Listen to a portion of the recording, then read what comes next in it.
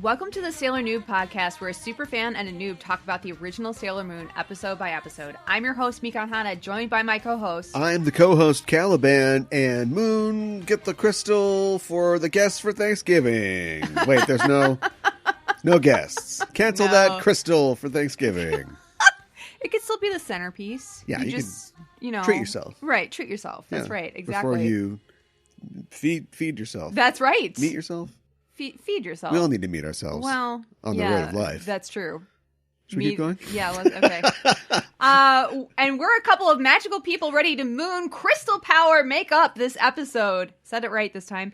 Sailor Noob is brought to you by Voice Over Baby! I don't know what that is, but I do know what Labor Thanksgiving Day is in Japan. Oh, really? That's Japan's fake Thanksgiving Day. I did not know about this. Yeah, I don't know if it's on Monday, the fourth Monday every week, but it was on Monday the 23rd this year. Okay. And it is a holiday where it's basically they're just, well, we want a Thanksgiving too. And so they, it's called, like I said, it's called Labor Thanksgiving Day, and it's for them to give thanks probably for their jobs. But I mean, just for, the hard work that people put in, also, like service workers and things like that, just honoring their commitment and just being generally thankful. Well, that's good. Do they get the day off? Do you know? Oh, yeah, sure. They don't get a whole lot off, so okay. Yeah. All right. I mean, that's always a good thing. That's a bonus, right? Yeah, they must. It's a national holiday. Okay, I hope so.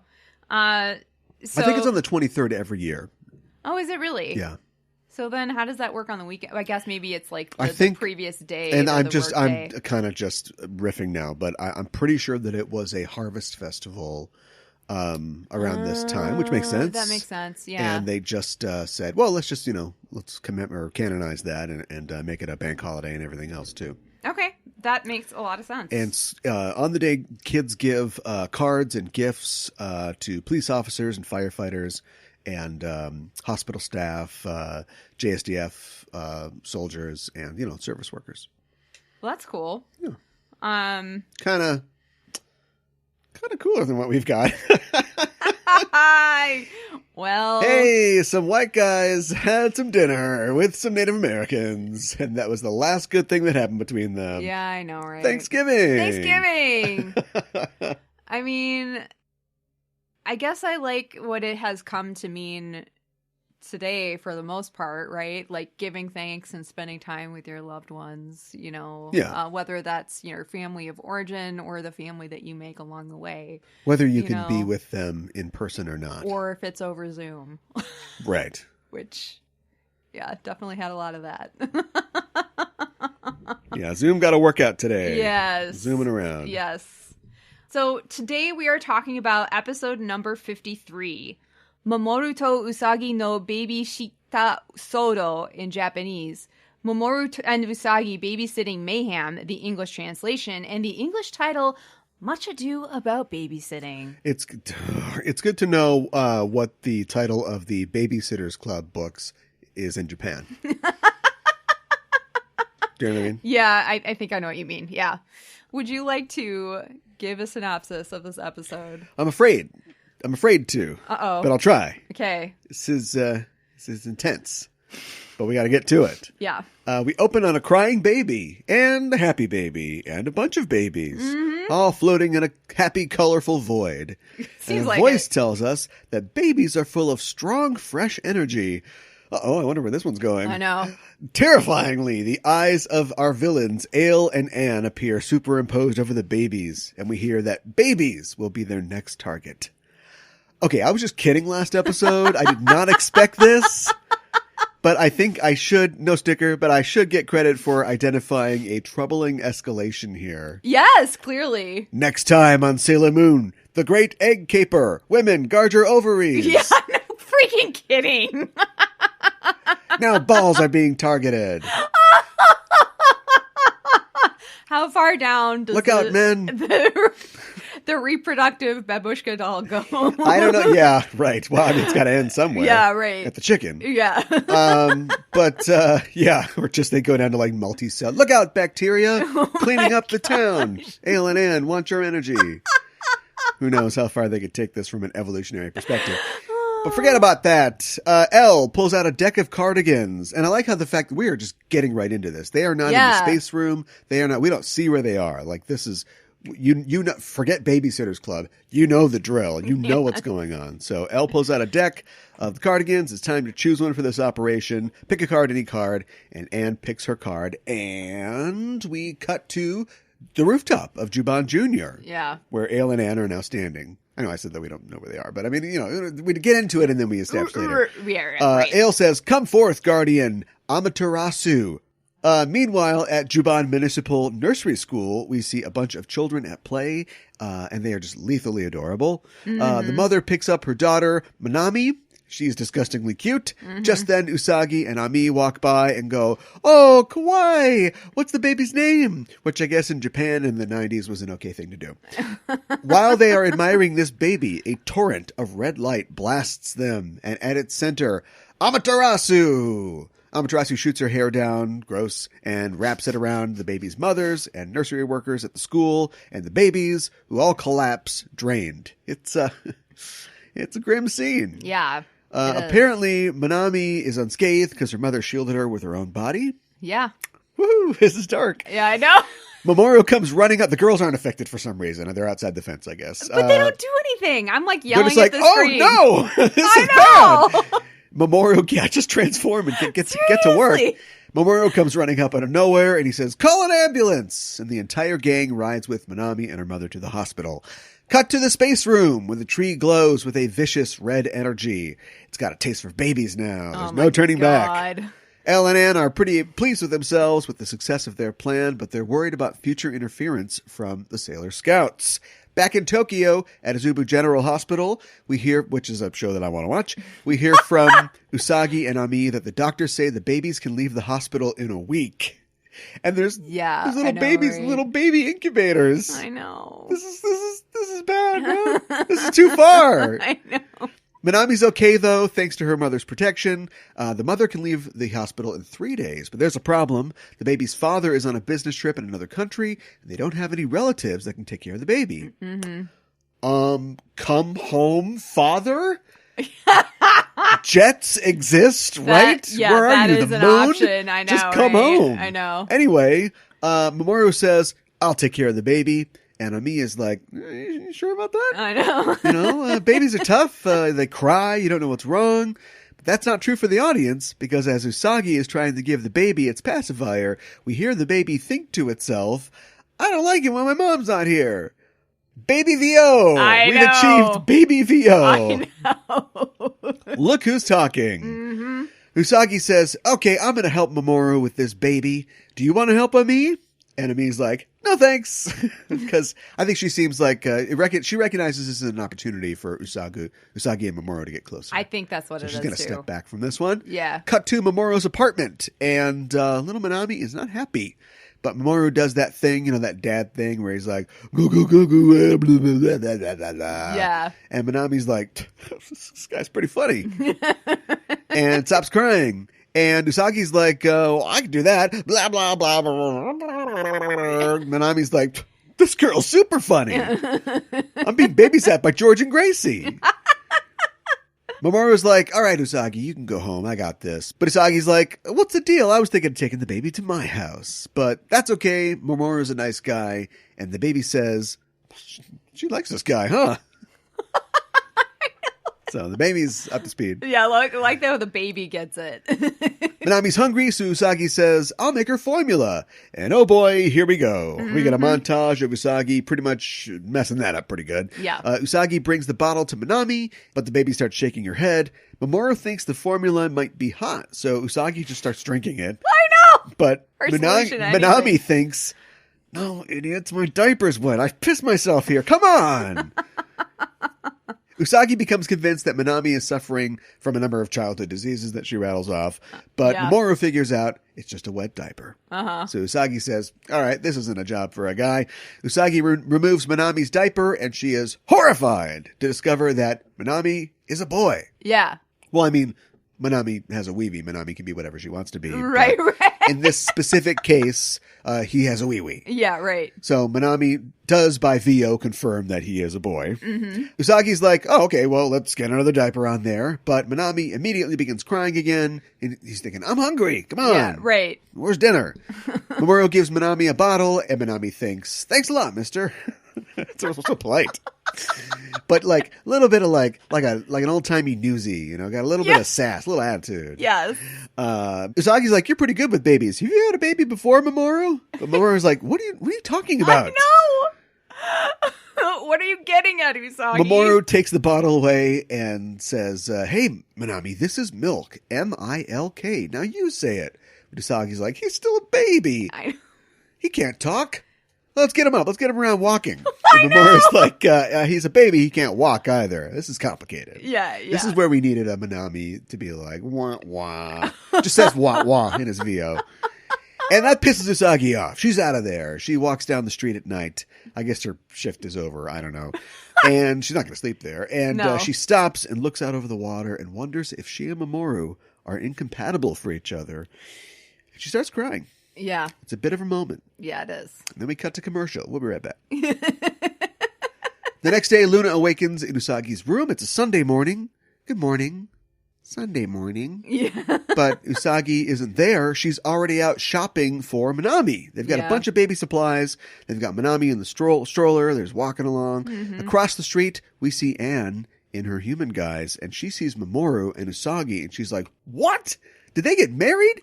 No. She's an alien, so I'm not 100% sure that she knows how it works, but she's not happy about it. Yeah. On the same side of the street, Mako and Minako arrive, and Minako's like, oh, when did you have Mamoru's baby? And Usagi's like, oh, well, I would never, what?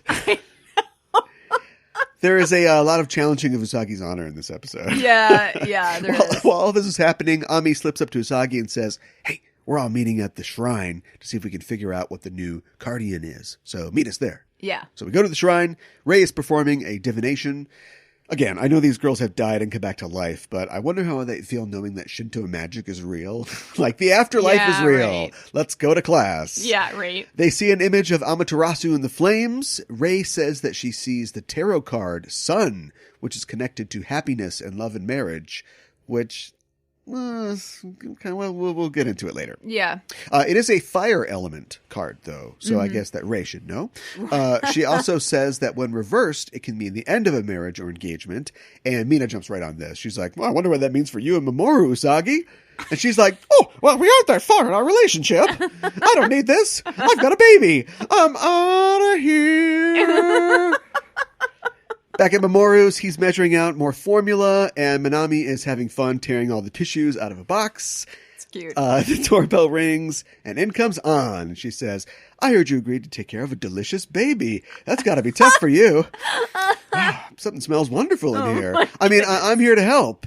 And she picks up the baby, but Minami thinks, I don't like this girl. She's creepy. Good instincts, kid. I know. And she tries to change his diaper, and he pees on her. Classic. I know. Classic move. I know. We got to get this kid right into a Hollywood baby comedy. He's ready.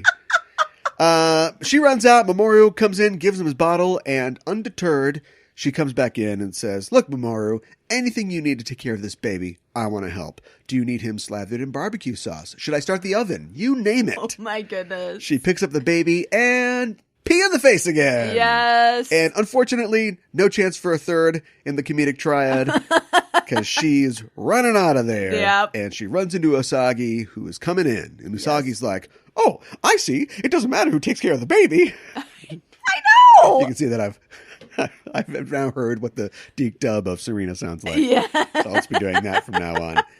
But he's like, no. She just showed up wearing a lobster bib. I didn't invite her.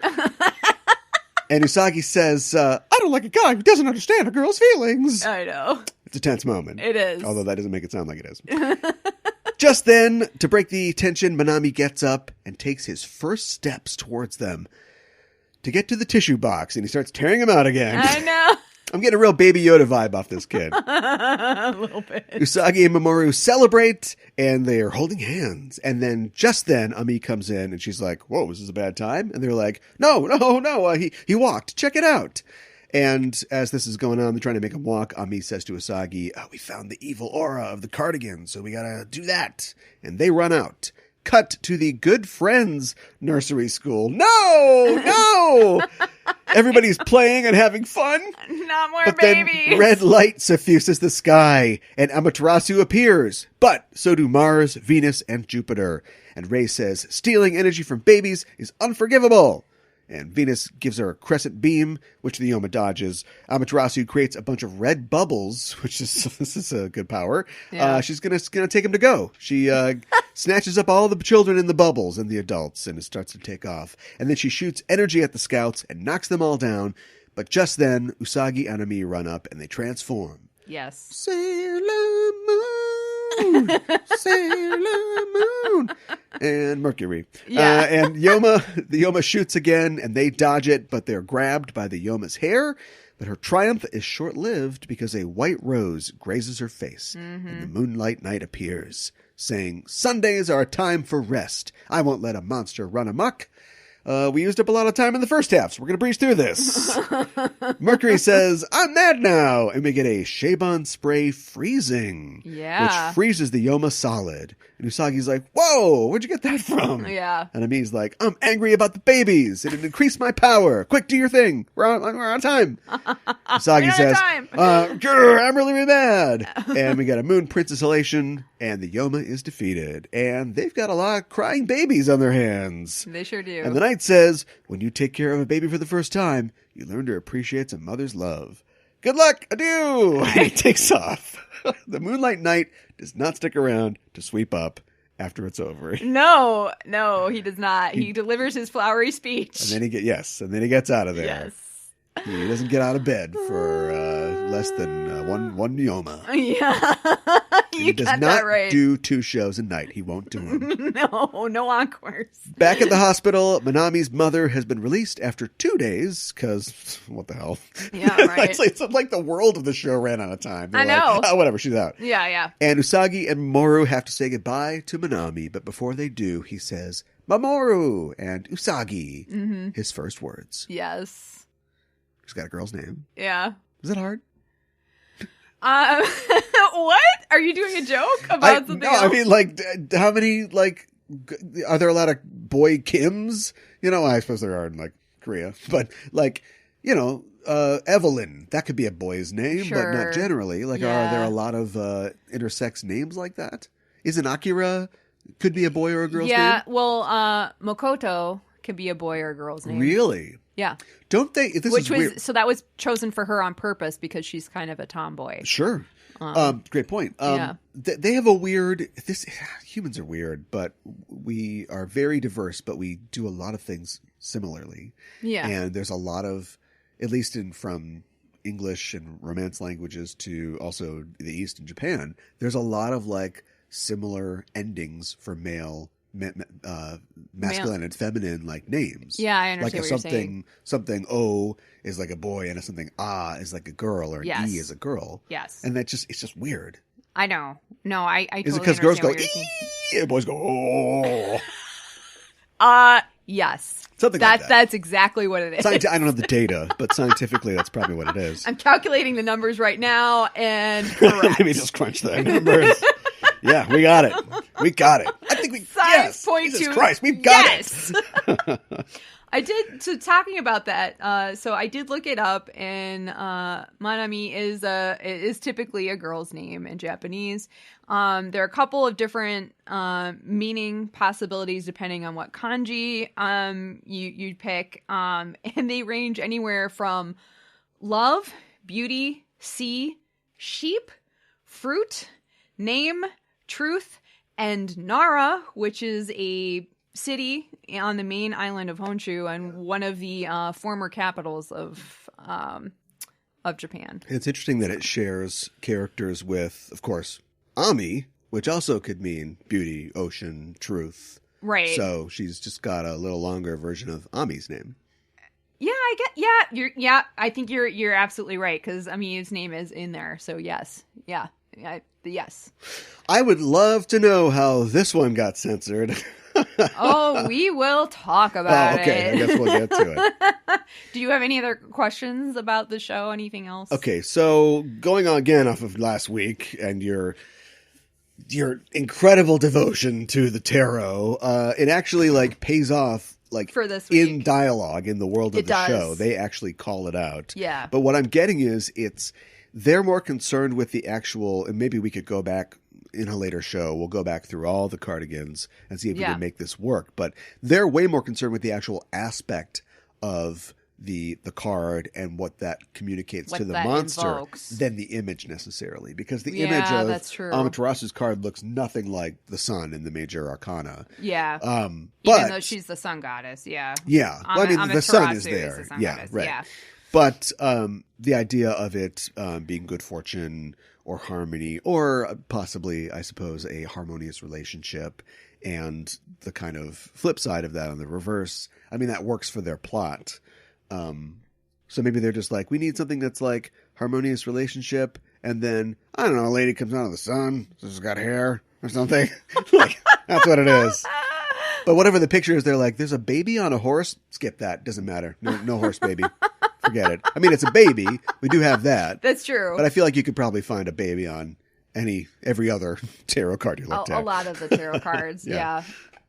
Yeah, I feel like a lot of them are kind of like cherub-like figures or what have you. Cherub rock. Yeah, right? Or are they seraphim? People always mix up. I don't know. What people think of, I think as a cherub is like its own word. So yeah, a cherub could be a little naked angel baby. Yeah. But people always say that cherubim are the angel babies, and that they're not. That's wrong somehow. And I don't remember how. I'm too far out of Bible school for that one. All right.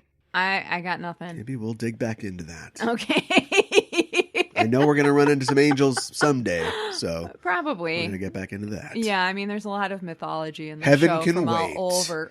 Heaven can wait.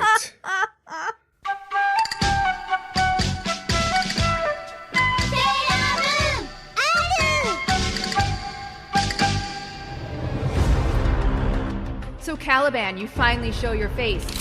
Just in time for me to blow it off. It's fitting you chose to hide in this abandoned movie theater, Mika and Hana, because for you, the show's over. Big talk, but soon you'll be as dead as all the well-loved celebrities we lost this year. When I'm done, they'll be cleaning you off the walls like COVID-19. Wait, where's your face mask? I thought we were going to fight outside. Oh, come on! I mean, if the murder hornets aren't out there still. Take this. You want to watch HBO Max on my phone? I'll start cooking some beans in this old boot.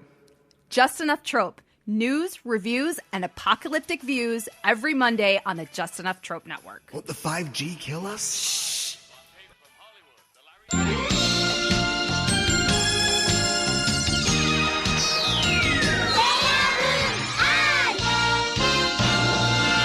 For Kuro Miro, or Curiously Looking Around, where we talk about elements of Japanese culture within the episode, today I thought we'd talk about lowered birth rates in Japan. Oh, boy. Something really light. Not a problem in this episode. No. This episode is chock-a-block with babies. You're absolutely right. This baby is chock-a-block with babies, I was going to say. This episode's got babies on babies. Yeah. Babies in the brain. Yes. So, yeah, in this episode, Usagi and Mamoru babysit baby Manami while his mother is in the hospital. Lower birth rate in Japan has been an issue for many years, and we're going to look at what is contributing to this. Japan started earnestly encouraging people to have more babies in the early 1990s following the so-called, quote, 1.57 shock, when the fertility rate fell to 1.57 in 1989.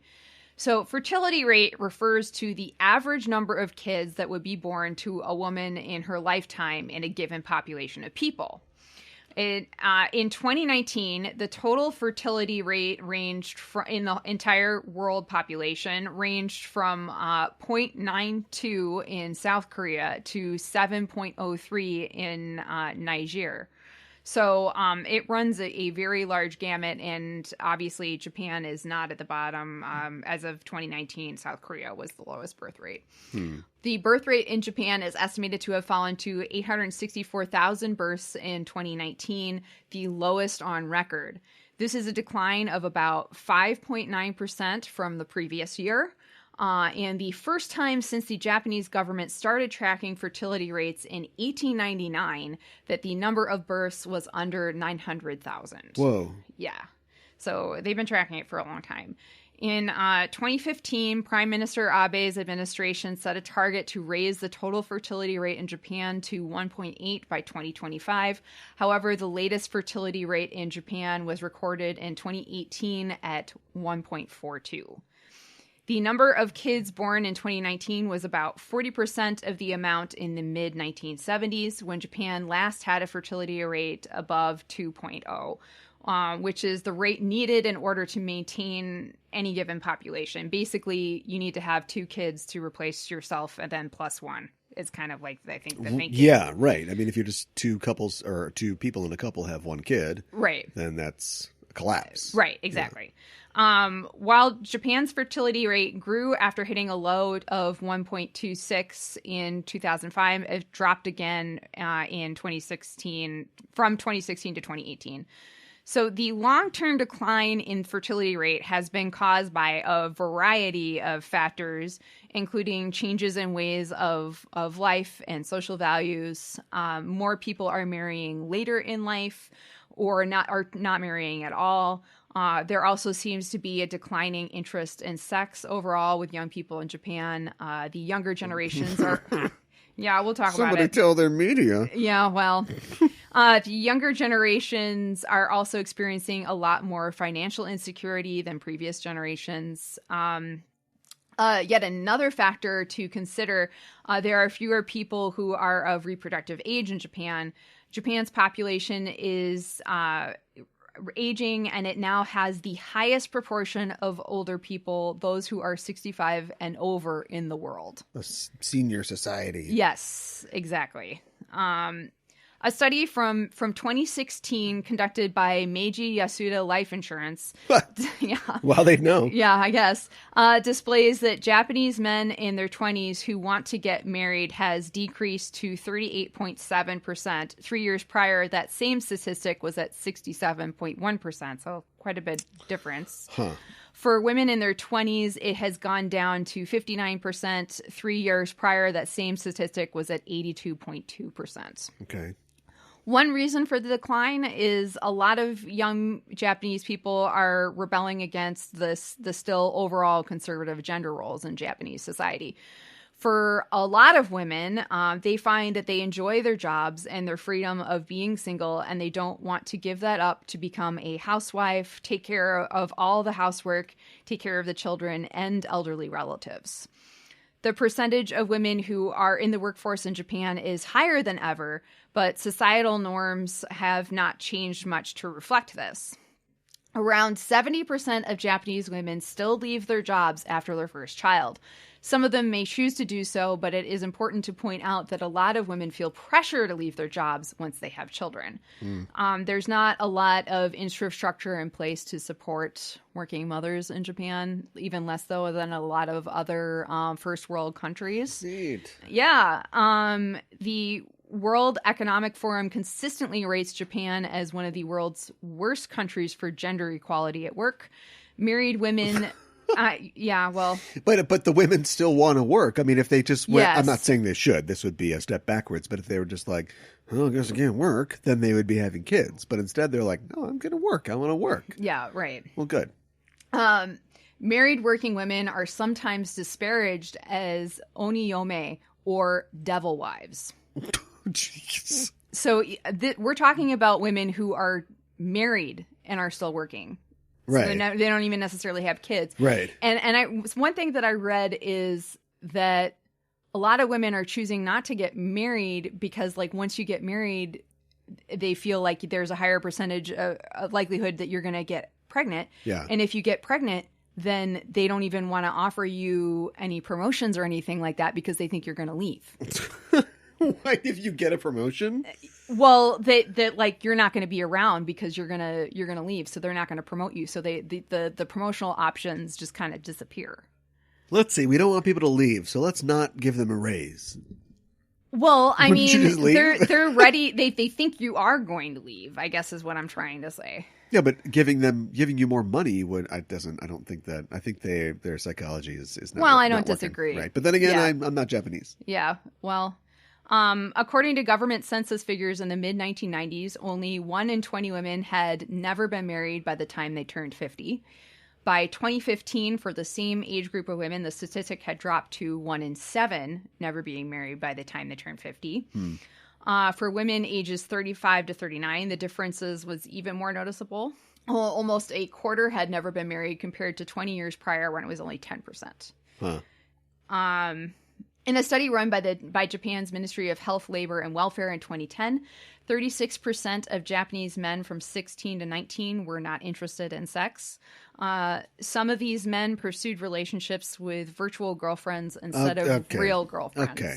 I was going to ask, I mean, not interested in sex, come on. Well, not with a person. Yeah. Let me put it that way. A billion sticky waifu pillows would tell a different story. Yeah.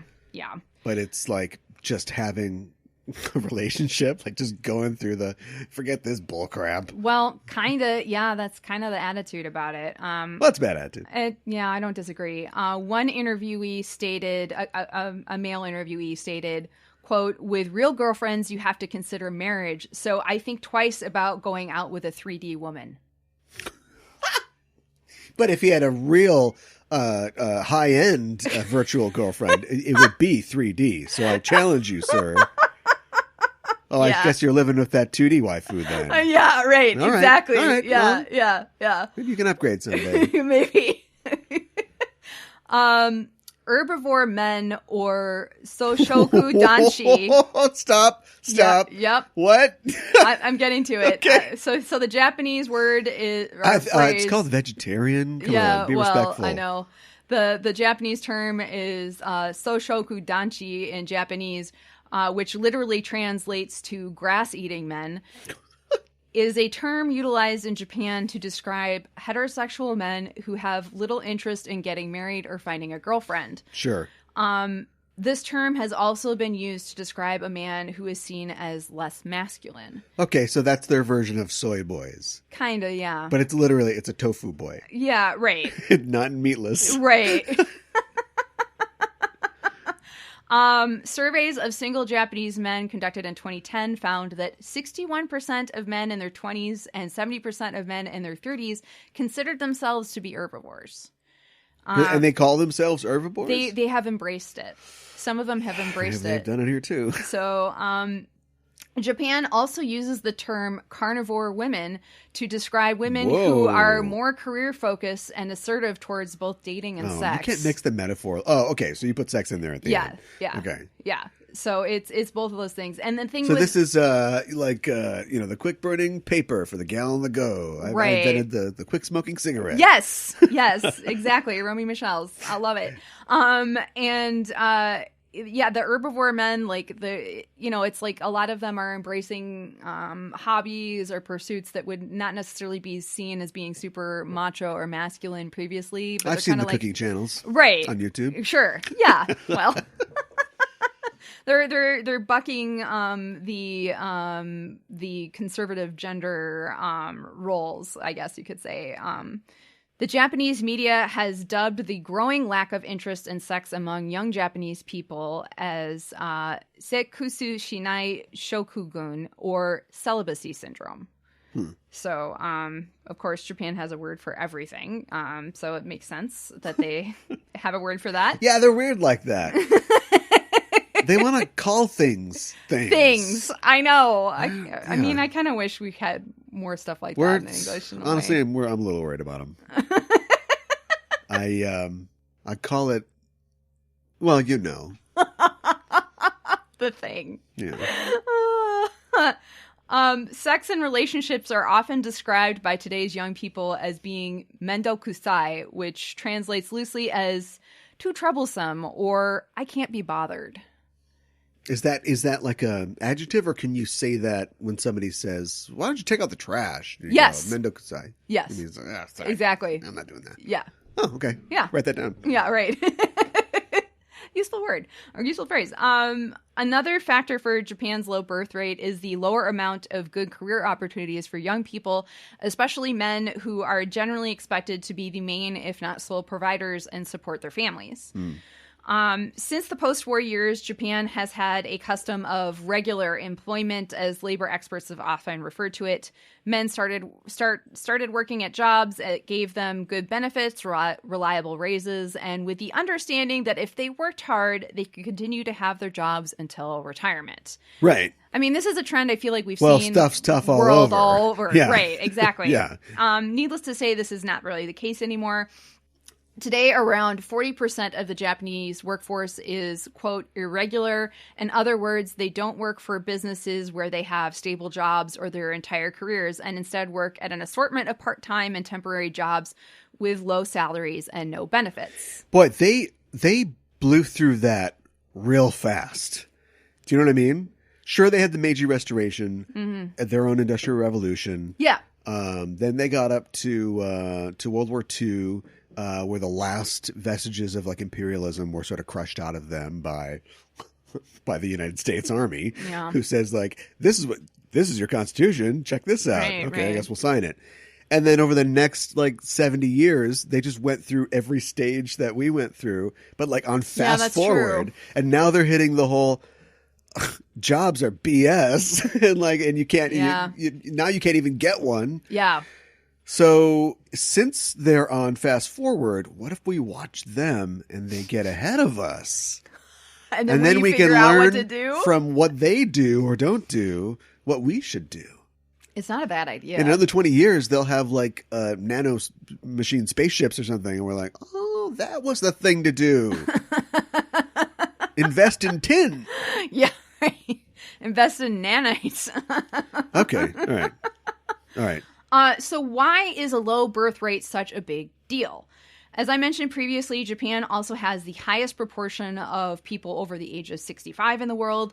In 2019, people 65 or over comprised 28.41% of Japan's total population. So that's over a quarter of their population.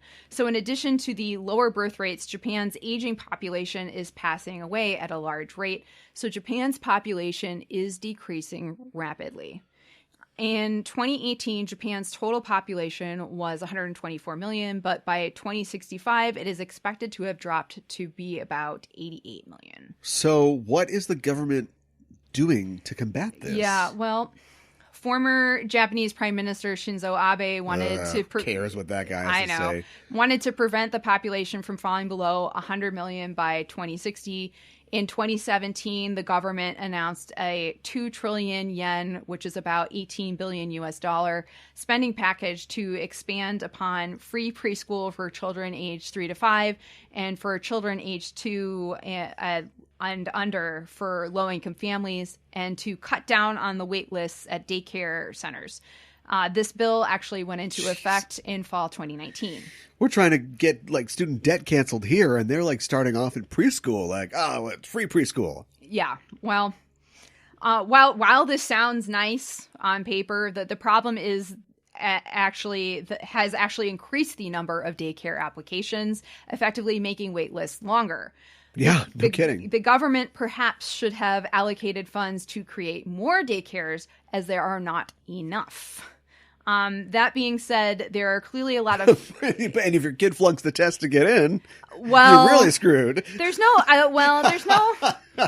test currently to get into daycare, but there is an application process. So yeah, but Where is your nose? Yeah, I know. Manami, where's your nose? I'm sorry. There's nothing we can do. I'm sorry. Maybe next year. Yeah, unless you want a little Aunt Becky. Oh no! Little Aunt Becky action.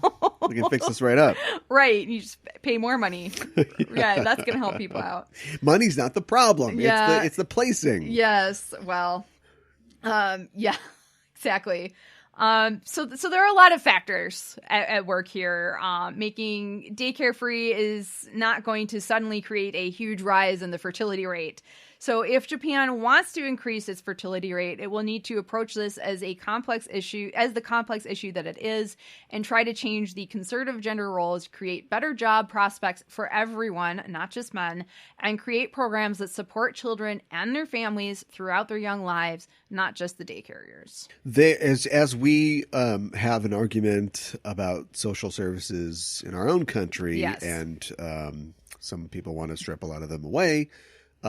Japanese people live in a culture where social services are already on the back foot because they're not considered to be necessarily important. Yes. And now they're facing a crisis of, we didn't support anybody, and so everybody just made the decision to get a girlfriend pillow instead of having a kid. Pretty much. What's going on? I don't understand. I know. And it's like, this has been an issue for a long time. And I think some people think this is coming out of nowhere. Well, no, not really. No. The writing has been on the wall for a while here. And it's frustrating. It's hard to see. And another factor, of course, with their population decreasing is they're going to have a much lower workforce in the next couple of years. And if it's really that hard for somebody who has an irregular job to move to somebody that has a regular job, you know, it's just really rough because a lot of the people are living longer, so they're staying in their regular jobs longer. So then the young people come in, and there aren't opportunities for them. Yeah, I think the U.S. over the last 10 years, our birth rate has declined. Yes. I don't know if you would call it significant or not. It's gone from just over 2 to just over 1.5, basically. Right. And that's they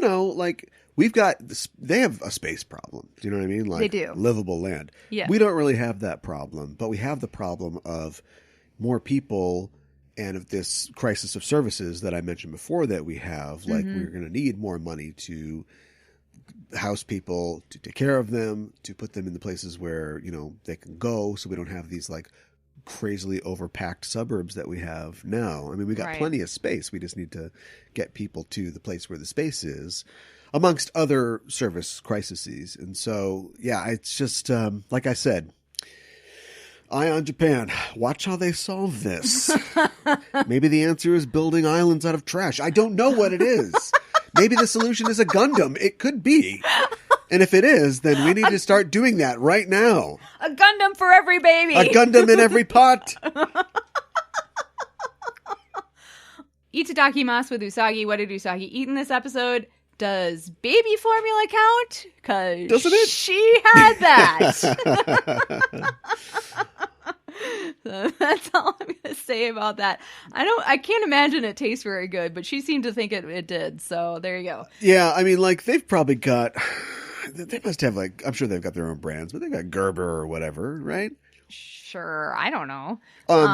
Equivalent, at least. Also, remember that they, I'm sure they give babies milk or powdered milk, but also they've got, bean powder probably, or soy. There probably there's other options that they're giving their kids as well. Yeah, that's true. Rice milk. Yeah, rice milk. I could see that.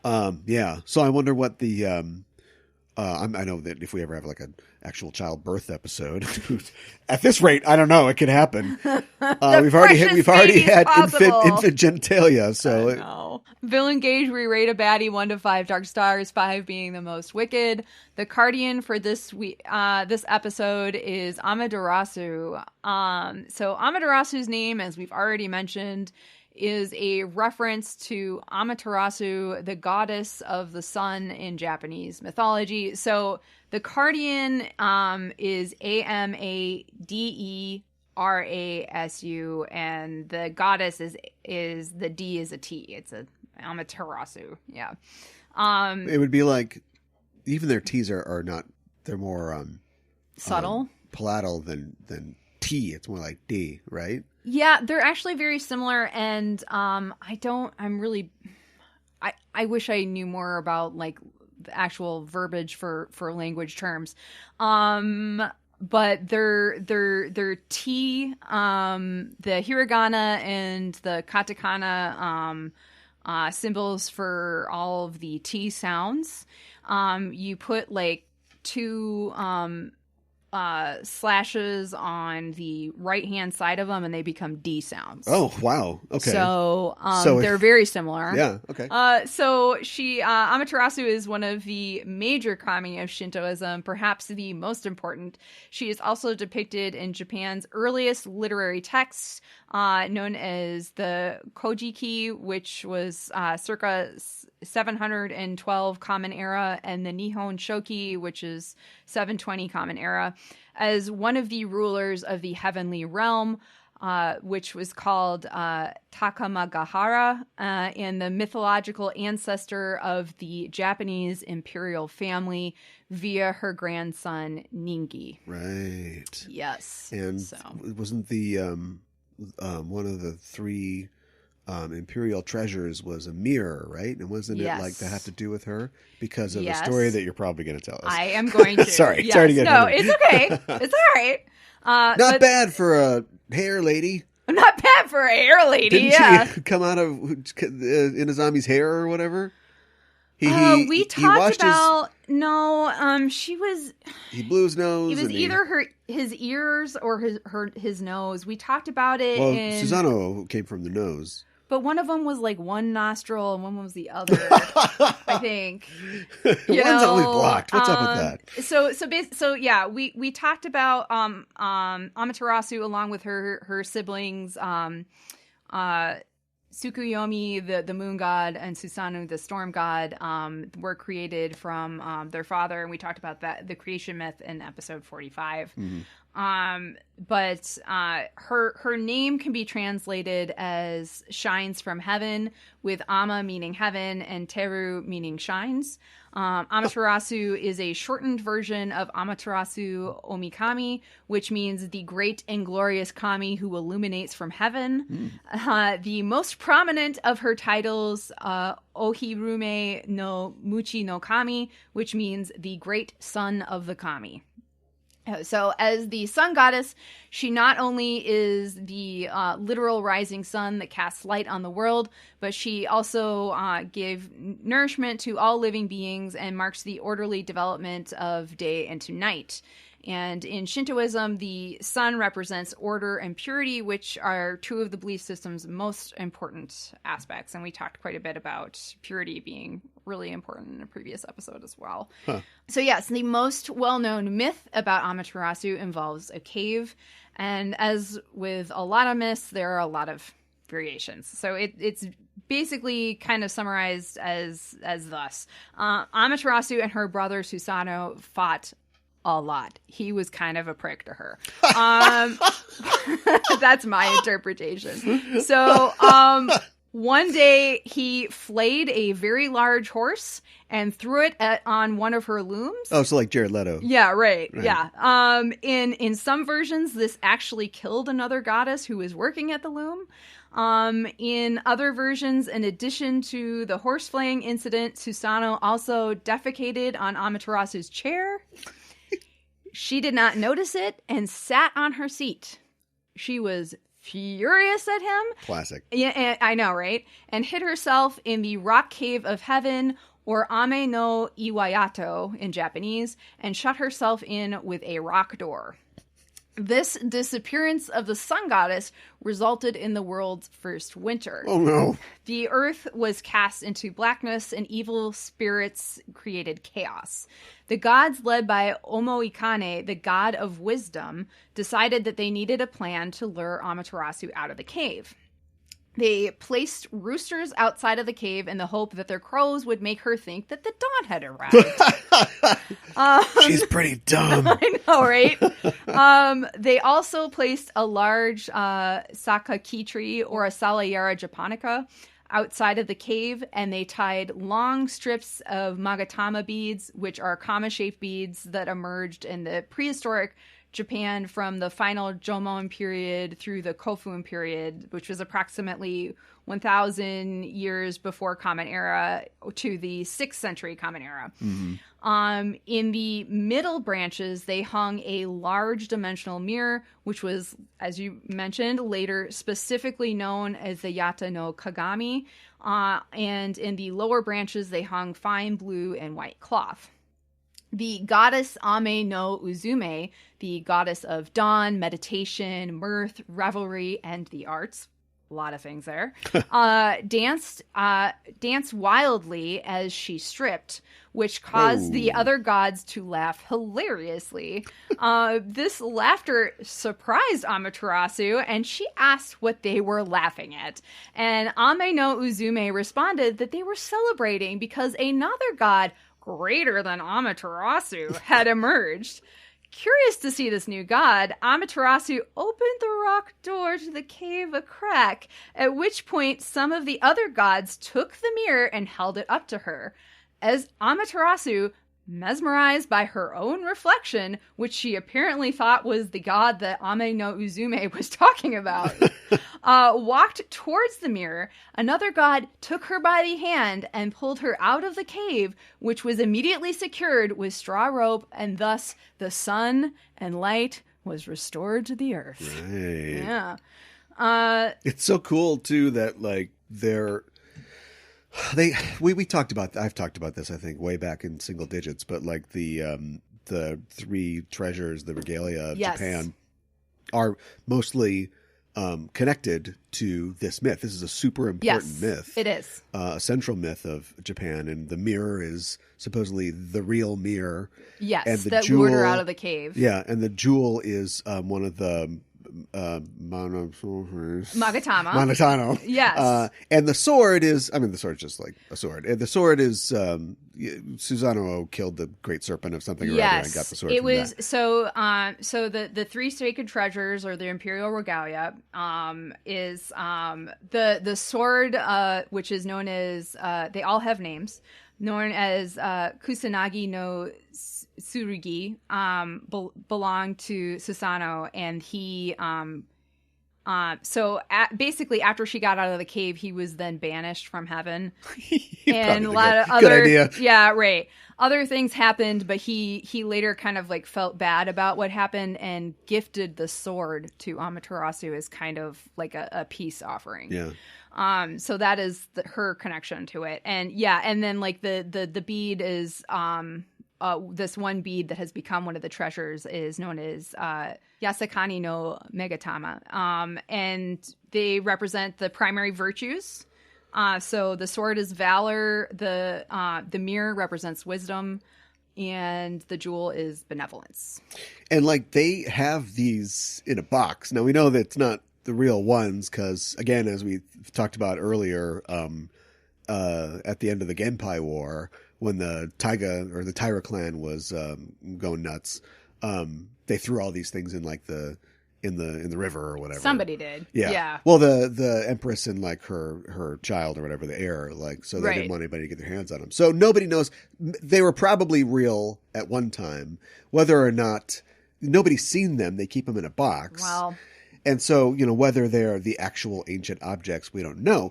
But the fact that they are literally connected to the divine, goddess. Yes. Who is connected to the imperial family. Who the imperial line supposedly comes from. Yeah. Because she had a baby at some point. I don't know how that She works. had a lot of babies. Oh, Her and Susanoo both had babies together. They had there's another myth. They had some sort of contest and they both created babies.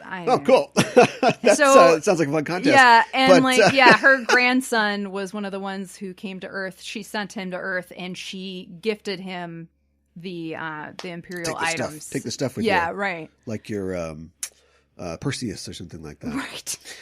But it's just interesting, and I know that they've officially renounced like their divinity or whatever. But the fact that they still have these things around, it'd be like if in Norway they just had like this hammer, and they're like, right. Oh, that's Thor's hammer.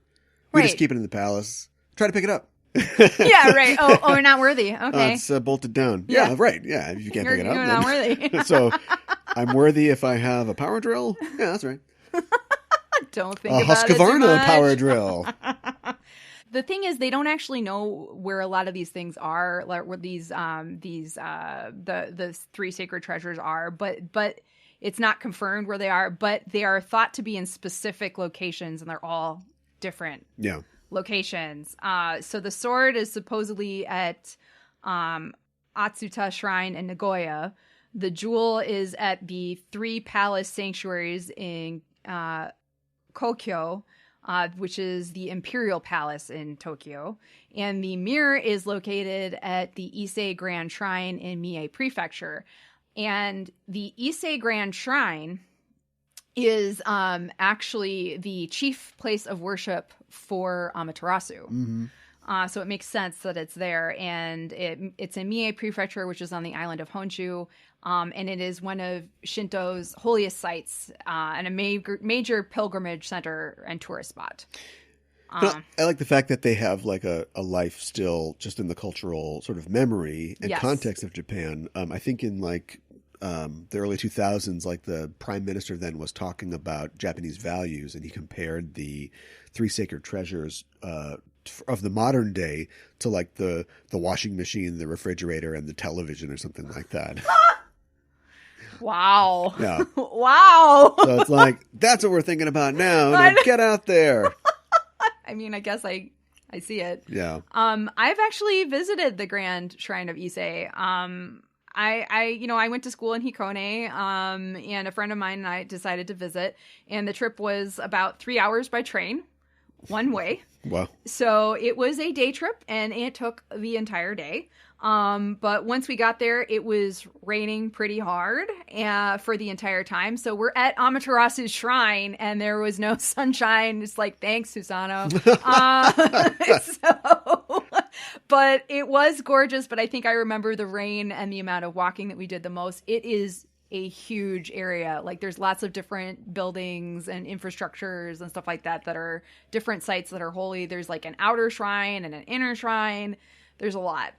It's funny we didn't that go to all of it. It's funny that Susanoo is like the thunder god and the trickster god put together. Yeah. And 1,000 fanfic writers just hit their keyboards. Ooh, good point. Yeah, right. It's like Loki and Thor had a baby, and it was Susanoo.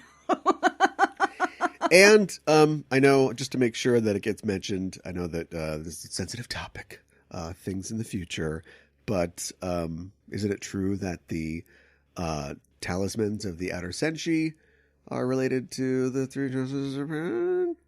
You can't say anything. I can't say anything. You've trained me too well. You are trained extremely well. Yeah. Here's a biscuit. Oh, thank you. Do I get a sticker? Do I actually earn a sticker? If the sticker's a biscuit. Okay, no sticker then. So obviously Amaterasu says a variation of her name, including Ama Ama. So she's saying heaven, I guess. Heaven. Yeah. Big talking heads fan. Exactly. So her character design, she has light purple skin, long, straight, dark blue hair that goes past her knees, so it's super long, and pointy ears. She is wearing a reddish-orange wrap unitard with baggy short sleeves, matching reddish-orange tights/leggings that also encapsulate heels somehow, a bright yellow sleeveless chiffon jacket that is fastened with a bright blue belt, and she is wearing a matching bright yellow choker and wristbands. She has also reddish-orange hair ornaments, which we only see from the front, one on each side of her head. They almost look like horns. The color of her outfit seemed to be meant to invoke the colors of the sun, and her hair and belt that of the sky. Rating? I want to get to it. So we wasted all that time in the first half. Come on. I know, right? So I like that she supposed to. She's referring to Amaterasu, the sun goddess. The design is simple. I like the colors. But there's not a whole lot to her. I like that she floats in the sky because, again, the sun goddess thing. But there's not enough to really give her a super high rating. So I'm going to give her 3 out of 5 dark stars. I gotta go 2 out of 5 dark stars. Okay. For a lot of the similar reasons. Mm-hmm. I couldn't remember what she looked like. Like she just did not make much of an impression. That's not good. For such a such an inspiring inspiration. Yeah, right. You think there'd be a little more. The episode's not designed to give her much presence or much to do. No. Which maybe isn't her fault, but she's not real. We're rating her addition to the show. And so, yeah, I thought it was interesting. Would have liked to have seen more if we could have had more, but as it stands, probably a 2. Yeah, that's totally understandable. For Sabu or Dabu, where we talk about the interesting differences between the sub and the dub. Oh boy. In the dub, the Cardian Amaterasu was changed to Skalker. What? I got nothing. Skalker? S-K... Oh, no, wait, not K. S-C-A-L-K-E-R. Skalker? Skalker? Yeah. I don't even know. I have no words. Google, return results for Skalker. I bet it's going to be only... Sailor Moon. Sailor Moon. S-C-A-L-K-E-R? Yes. It's not, it's very, very few. It's 6,000 results. Yeah, it's not a lot. So, not a lot. No. Huh, that's weird. Isn't that strange?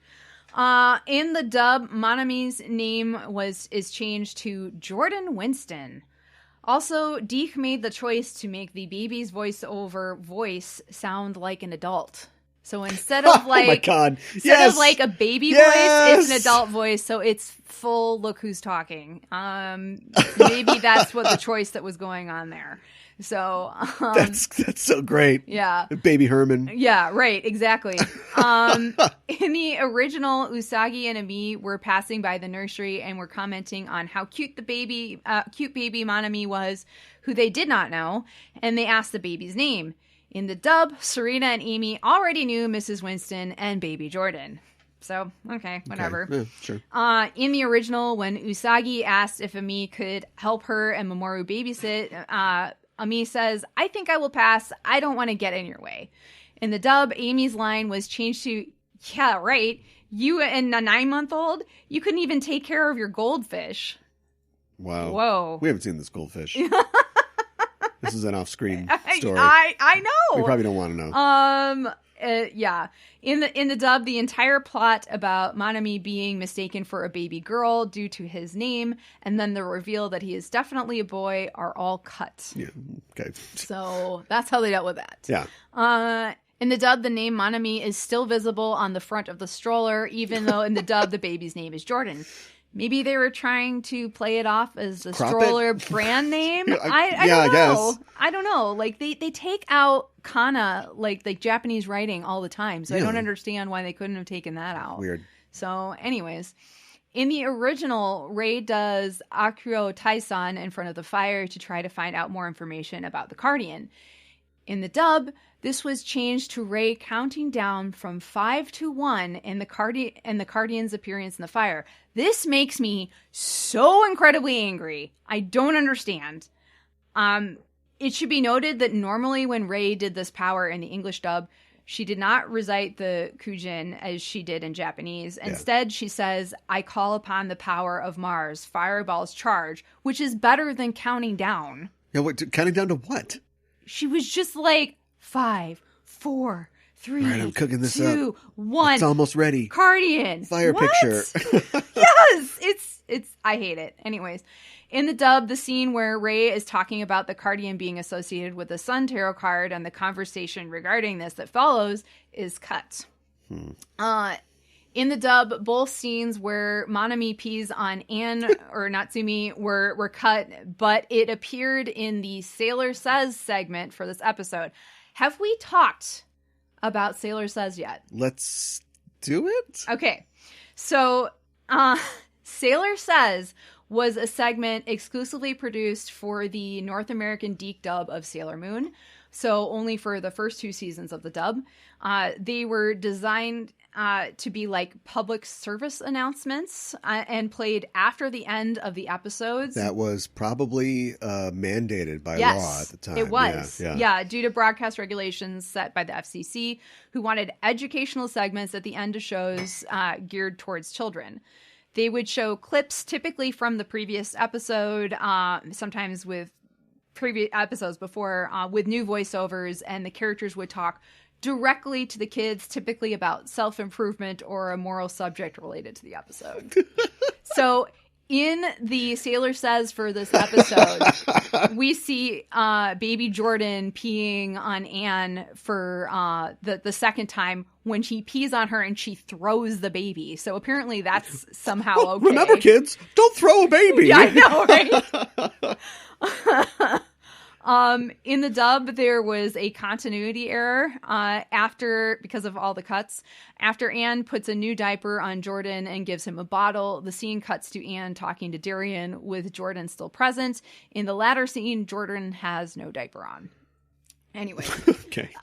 In the dub, since both occurrences of Natsumi getting peed on were cut, it doesn't make sense why we see Anne angrily storm out. Yeah. The dialogue was changed to Darien telling Serena that the baby threw up on her and she, quote, got unglued. I don't know. Well, that'll happen. In the original, Mercury's new power is Shabon Spray Freezing. In the dub, this gets changed to Mercury Bubbles Freeze. Okay. I mean, her previous power was Mercury Bubbles, so it makes sense. Yeah, it makes sense. Should we mention that the English title is a reference to Shakespeare's Much Ado About Nothing? Why? I don't know. It's just, It doesn't really refer to the play a whole lot. No, it's just somebody got a note, too many blues, and so it's much ado. It's like, that's why you get the big bucks. Rhymes with blues? Only use it maybe one more time? Okay, Yeah. good. Yeah. Okay. Got it. Yeah. All right. So now we're up to our rating. I like that we get to see Usagi and Mamoru work together as a team, mostly, to babysit Manami. I like that they both have unrealistic expectation for Manami's abilities as a baby. But by the end of the episode, he has both walked and talked and said Maybe both not of their that names unrealistic. too. Yeah. Yeah. I also really like the baby voiceover and that Manami pees on Natsumi. I feel like since it is an episode where Ami gets her power up, it could have focused on her more, but I still really liked this episode. So I'm going to give it 4 out of 5 roses. Okay, that's fair. I'm going to once again be one step behind you and give it a 3. Okay. Again, for all the good that you mentioned, but also the bad, which is everything that's not related to this kind of stock sitcom plot of two characters get a baby. I mean, it's for me. That's fair. We are looking. I like the moment of uncertainty that Usagi has when she wonders, like, if they, are compatible or not. They've had like 3 conversations in their entire life.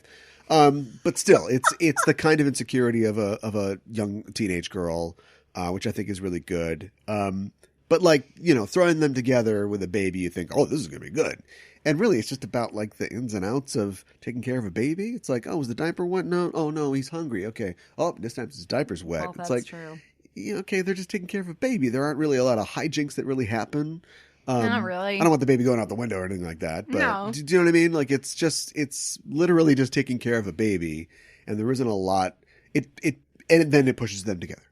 Yeah. As it's designed to do. Right. But I didn't feel like it was really, I don't know, I just didn't feel like it was really rewarding. Felt kind of like stock and there wasn't like a Sailor Moon twist to it. Well, Sailor Moon's barely in it. Yeah. So, yeah, I mean, I see what you're doing, but I've seen it done better. Fair. 3. Okay. That's 3 really roses. fair. White roses. White roses. My English title is Team Babysit Love Formula. Love Formula number 9. Yes. My Deke title is 2 Teenagers and a Little Baby. Oh, I like it. Yeah. Very nice.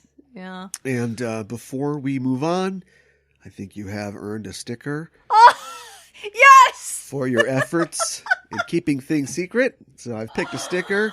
And oh, it's perfect for can't keeping things secret. Believe that I'm giving this one away, but it's yours. It's amazing. I'll post it on Instagram, but it is our 5 the Inner Senshi and Sailor Moon dressed as Secret Service men in black. They're in suits with They look like Reservoir Dogs. They do look like Reservoir Dogs. They're in suits with black ties and sunglasses. So perfect for keeping things secret.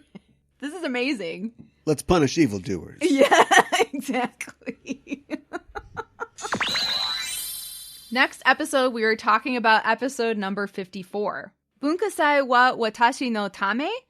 Rei jo nesho in Japanese. The school festival is for me? Queen Ray's song, the English translation, and the English title, Ray's Day and the Spotlight. Oh, boy. A Ray episode. A Ray episode. It's about time. It's been a while. It has. Yeah. Looking forward to it. How are we going to sneak Grandpa into the school festival? Ooh. Yeah, good question. I guess we'll have to wait and see. We're going to be able to keep him on a leash. Yeah, that's the real question. Well, that's our show for this week, and the Name of the Moon will be punishing you next week with another episode of Sailor Noob. Now balls are being targeted.